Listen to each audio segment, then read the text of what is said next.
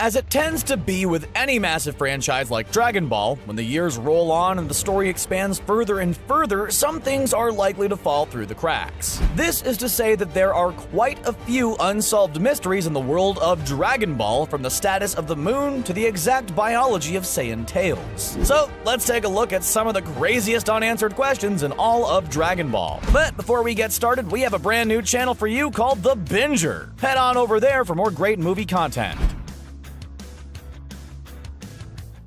Starting off, we have a very recent mystery from the final moments of Dragon Ball Super Broly. After learning of Broly's pure heart and seeing that his battle with Gogeta might end him, Chile and Lemmo decide to save Broly. So they stole Frieza's Dragon Balls and summoned Shenron by holding Kikuno hostage and forcing him to reveal the method for granting wishes. With Shenron summoned, Chile made the wish to transport Broly far away and keep him safe from the battle, resulting in the Saiyan being returned to the planet he and his father had resided on for many years. After this wish was made, Shenron disappeared and the Dragon Balls dispersed across the world as they normally do. Wait, what? Hasn't Shenron been able to grant 3 wishes for a while now? How come it was just one and done? Shenron hasn't been limited to just one wish since the Cell Saga. Launch was introduced early in Dragon Ball as a companion to Roshi, Krillin, and Goku. Although we don't exactly know why she stuck around, Launch was more or less kidnapped by Goku and Krillin as a means of getting Master Roshi to train them. It's pretty messed up when we say it out loud. Regardless, the character was introduced as a form of comic relief, since she had a dual personality that was triggered by sneezing. Whenever she was blonde, she was a badass gun-toting bank robber. But when she sneezed and her hair turned blue, she was a kind-hearted and caring person. So what happened to her? The character was a pretty big part of Roshi's life, and she suddenly disappeared from the franchise when Dragon Ball Z rolled around, only making filler cameos. The life and times of Launch after Dragon Ball is easily one of the biggest mysteries of the franchise. Remember back in the Namek saga when Goku broke out the ultimate exposition device? When he broke out a mind-reading technique that allowed him to catch up on all that had happened on Namek and never used it ever again. This telepathic ability let Goku learn everything he needed to learn about the situation on Namek, incredibly fast. So why hasn't it ever been used again? Why doesn't Goku use it to steal his opponent's techniques or actually learn how to properly interact with people? It's one of the biggest mysteries in Dragon Ball as to why Goku has never used this miracle technique a second time. Speaking of Goku on Namek, one of the biggest burning questions of the franchise is how the Super Saiyan managed to escape from the planet as it was exploding. In the original sequence, we saw Goku attempt to find a way off Namek, only to come up short and explode along with the planet. But when he described how he survived to his friends, it was revealed that he found an escape pod. In the first version, Goku couldn't find a space pod and had watched Frieza's ship sink into lava. But in the version he told later, he was inside Frieza's ship at some point, which led him to see a battle pod. The second version of these events shows us just how Goku escaped from Namek, but we clearly saw those events not happen at the end of the Frieza saga, leaving us with one of the series' biggest continuity errors. Captain Ginyu's a powerful foe in his own right, but his greatest skill was his ability to switch bodies with whomever he chooses, allowing him to gain the physical attributes of that person. Known as body change, this ability has served Captain Ginyu well over the years, his purple horned form being one of the many bodies he's acquired in his time. Knowing that his purple body from the Frieza saga isn't Ginyu's first body, the question arises, what did he look like originally? How many times has Captain Ginyu switched bodies over the years? What kind of alien was his original body? Did his entire alien race have the ability to switch bodies? It's said that very few people have seen Ginyu's original form, and we'd like to know what it looks like since it's one of the biggest mysteries in the Dragon Ball franchise. Goku first broke out the Kaioken in his battle against Nappa, and later in his battle with Vegeta. The technique, which temporarily multiplied his power level, was essential in defeating both evil Saiyans. Yet, despite the technique being so powerful, King Kai only taught it to Goku, and not Tien, Yamcha, Piccolo, or Chaozu when they trained with him, failing to teach them the Spirit Bomb as well. Goku didn't even bother to share these powerful techniques with his friends. Why is that? Why don't the warriors of Dragon Ball share their techniques with each other? There are tons of very powerful techniques in the world of Dragon Ball that are usually limited to being the signature move of a single warrior. And even if there are a few shared moves, they're usually just learned by association rather than sharing. How much easier would things be if everyone knew instant transmission?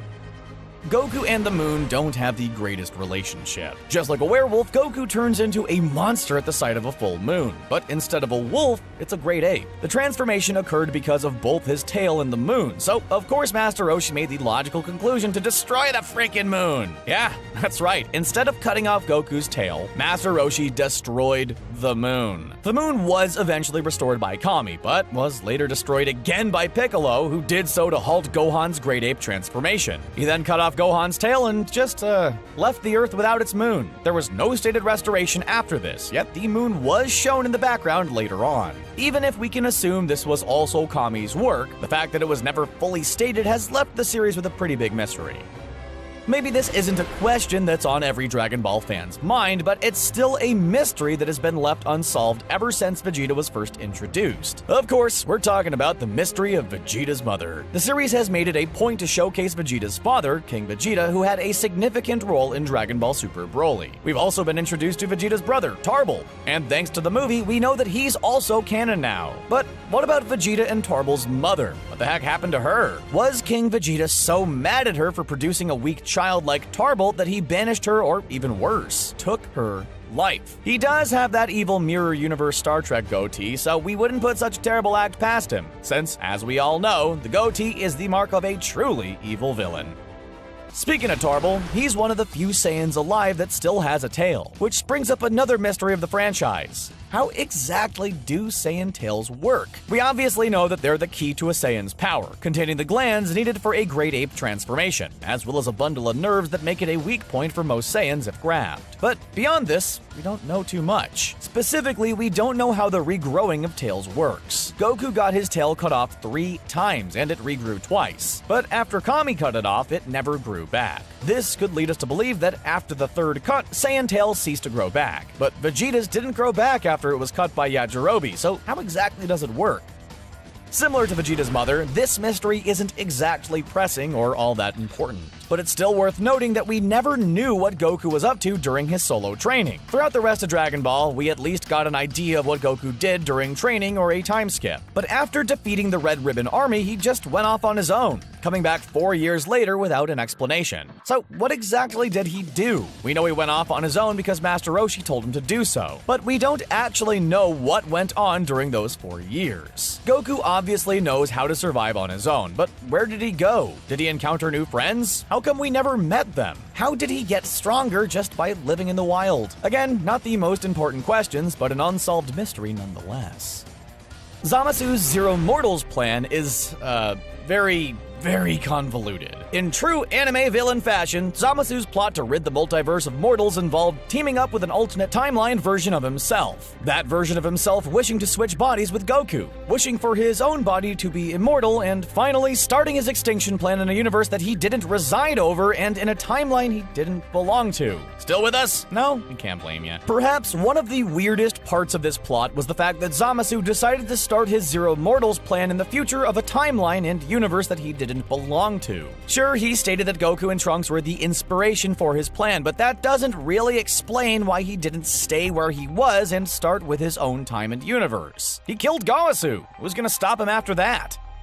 Like actual cats, Beerus is known to sleep for a long time. In fact, before he woke up in Battle of Gods and the Dragon Ball Super saga that adapted it, he'd been sleeping for nearly 40 years, waking from dreams of battling a Super Saiyan god. Upon learning that he could find Saiyans on Earth, Beerus recalled that it was the planet with rude dinosaurs, which he had wiped out for said rude behavior. But wait, we've seen dinosaurs on Earth in a number of Dragon Ball and DBZ episodes. So what gives? Did Beerus just remember incorrectly? Did he destroy a different evolutionary line of dinosaurs and the ones we've seen are a different line? Why would it be written in that he destroyed Earth's dinosaurs when they've always been a prominent part of the fauna in the world of Dragon Ball? Did someone bring back the dinos via a failed Jurassic Park-esque experiment?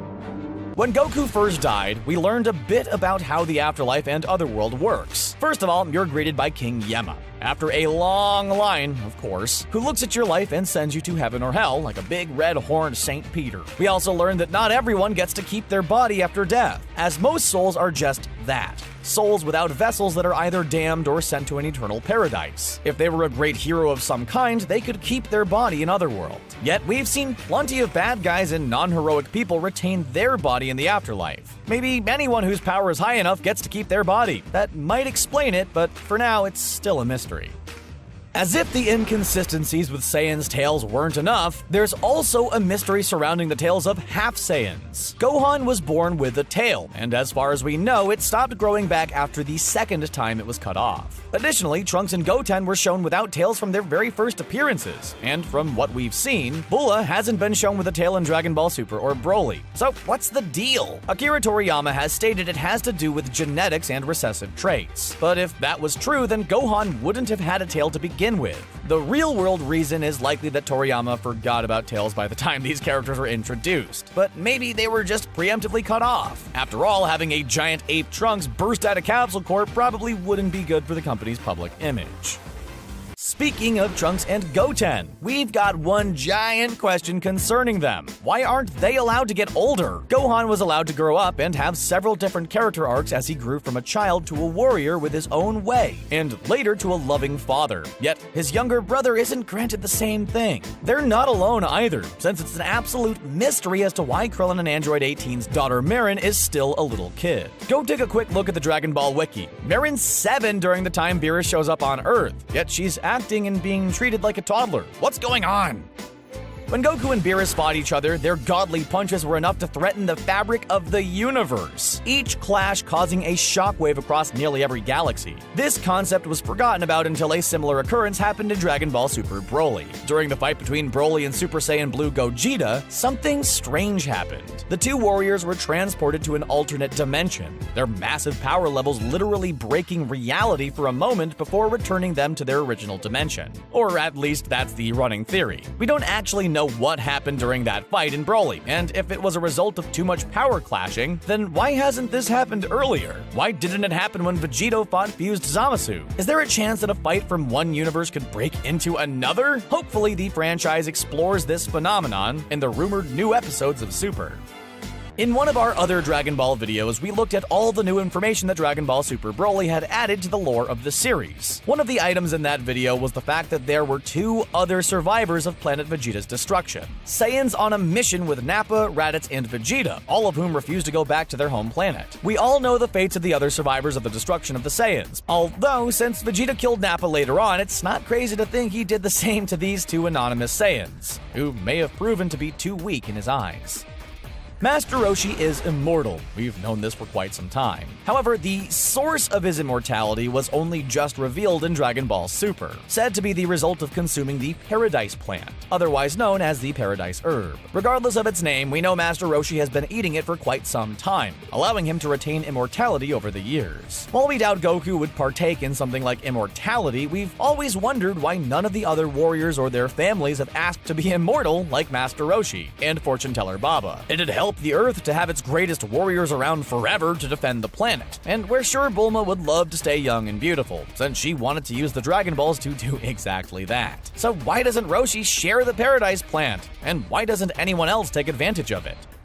Android 16 wasn't like his fellow numbered androids. He was actually what his name implied, a completely mechanical robot created to look like a human, specifically Dr. Giro's deceased son. 16's fully robotic body was unfortunately what prevented him from being revived following his destruction, but we never really got an explanation as to why. Wouldn't a human be much harder to revive than a machine? Couldn't they have just wished to have his parts back together and then they could figure out how to reboot him from there? And another thing, why didn't the Z Fighters try asking Purunga to see if he could revive Android 16? The two dragons clearly have different rules to their wishes, so we imagine there might be some leeway with reviving artificial life. Anyway you look at it, Android 16's failed revival raises a lot of questions. A mystery that makes us think Toriyama just didn't like the character. Last, and certainly not least, we have one of the biggest plot holes in the entire Dragon Ball franchise. For context, it's been made clear that Goku and friends don't really want their personal lives to be invaded by people who are curious about their superhuman martial arts abilities. That's a fair reason to keep their powers secret, but here's the thing, they've failed at doing so a number of times. Throughout all of the tournament sagas of Dragon Ball, the world saw Goku, Krillin, Yamcha, Tien, Master Roshi, and Piccolo Jr. all use crazy superpowered techniques. So why does it seem as though everyone's forgotten about these super fighters? Clearly, the announcer for the World Martial Arts Tournament remembers Goku, stating he missed their exciting matches. So how does nobody else remember? We can respect the Z fighters wanting to keep their lives a secret, but the fact is, they haven't been doing such a good job. Before you go, we just have one question for you. Do you love to binge watch movies and TV shows? If so, we have a brand new channel for you called The Binger. Head on over there for more great videos just like this one.